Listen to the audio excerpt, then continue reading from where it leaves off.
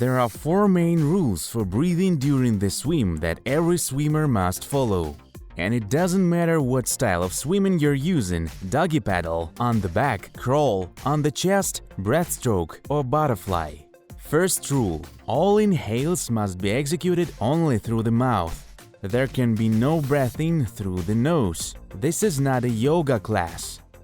Remember, any small drop of water that enters your nasopharynx through your nose will cause extremely unpleasant sensations and you won't be able to swim further normally. Of course, we are now talking about swimming with the correct body position in the water, where the swimmer lowers his face into the water and lifts it above the water or turns to the side for inhalation. Those swimmers who swim with their heads constantly raised above the water and breathe through their nose are making harm to their health. We detailedly talked about this in lesson number 2. Who haven't seen or forgotten this lesson, watch it! Second rule. The swimmer must execute all exhalations as through the mouth and as through the nose. Exhalation through the nose is being done so that the water doesn't enter the nasopharynx when lifting or turning the head for inhalation. We protect ourselves from choking by exhaling through the nose while swimming.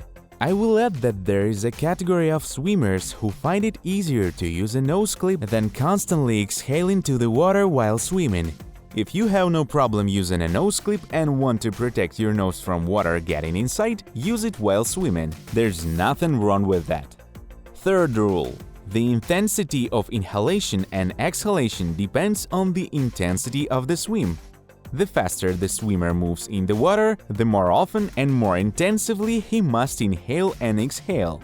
In this case, exhalation begins immediately after inhalation. This is how professional swimmers swim in short-distance competitions. But if you swim for your health at light pace, for example, the number of strokes in a front crawl is less than 50 times per minute, then your breathing can also be slowed down. After inhaling, you may not immediately begin to exhale, but swim several meters holding your breath in, not exhaling through your mouth or nose at all. And only before the next inhalation, you must exhale through your mouth and nose. Fourth rule, very important one. Before inhaling again, you must fully exhale, not partially. Only after such an exhalation you can take a proper inhalation, which will provide your body with oxygen. One of the common mistakes of swimming enthusiasts is not exhaling completely before inhaling again. Such a swimming lover as if trying to store oxygen in his lungs for reserve. But if he hasn't breathed out completely, his next inhalation will be also incomplete, superficial. Making incomplete exhales, such a swimmer will every time make insufficient inhales. And when he swims 15 to 20 meters like that, he will start to choke, not understanding what he's doing wrong. After all, he is swimming at a light speed, but still suffocates. And the reason is that he didn't complete his exhalation before each new inhalation. Dear swimmers, please remember these 4 main rules about breathing. And before we get to the exercise in the water, one more important advice. You must very slow learn how to breathe correctly from beginning, leaning your feet on the bottom of the pool where the water level is not higher than your chest. We emphasize your attention, dear swimmers. At least for the first exercise, you need to practice breathing in the water, resting your feet on the bottom. Only following these conditions, literally after a few workouts, you will make your skill of correct inhalation and exhalation in the water to automatism.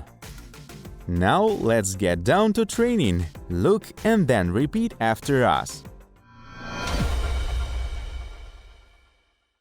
Exercise number 1. You are standing in the water where its level is not higher than your chest. Then you breathe in only through your mouth, gently squat under the water, and you breathe out under the water through your mouth and nose. Then the same technique, but only inhale above the water through your mouth and exhale under the water only through your nose. Then again inhale through your mouth and exhale under the water through your mouth and nose at the same time. An important remark: A beginner may not straight away learn how to exhale under the water through the nose. To learn this, you need to perform the following technique. While standing in the water up to your waist, inhale, close your mouth with a hand, and then begin to make uninterrupted sound with your mouth closed. And simultaneously with this sound, gently submerge yourself in the water with your head. Keep making this sound even while being underwater. This is a very simple exercise, but if you do it correctly, air will come out of your nose underwater in the form of bubbles, and this is what we need. At first, practice to slowly squatting under the water, then you can do it faster, having your hand removed from your mouth. Second exercise. Take faster breaths in and out in a jumping mode. Bring this technique to automatism so that you can perform it quickly without experiencing breathing problems. Note that the skill level is different for everyone. For some, this task will seem very easy and will be done in 1 to 2 minutes, and for some, 2 to 3 workouts will not be enough. Each student must control himself and practice these exercises for as long as it's necessary. The main thing is not to rush and do not get upset if you did not succeed during the first training session. Just slow down and do all the movements slowly again. Very soon, you won't notice how you will freely and quickly perform this exercise. Please pay your attention, dear swimmers, to one important part. When you have lifted your face above the water, still continue to exhale, and not only through your mouth, but also through your nose, so that not a single drop of water gets into the nasopharynx during the next inhalation. Take care of this if you don't want to choke. Exercise 3. Start practicing breathing during short swims. Make sure that while lifting your head, you breathe in only with your mouth and exhale through your mouth and nose together. The inhale should be short and quick, and the exhale can be less intense as you swim with your face down in the water.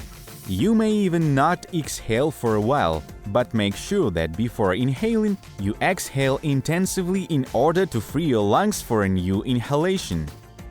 At first, swim in this mode for about few meters and do it in a shallow part of the pool where you can get on your feet at any time. And as you gain confidence, increase the swimming distance to 10 or 15 meters, up to the point of the wall pool that is 25 meters long. After that, rest and swim again. We wish you a great workout! In the next lesson number 5, we will show you additional techniques for those beginners who still find it difficult to inhale while swimming. If you freely perform all the techniques shown in this lesson, skip directly to lesson number 6, in which we will talk about another important skill for every beginner, the ability to get up on your feet correctly after a swim, without choking. This is very important for having a comfortable psychological state while learning to swim. See you soon. Bye.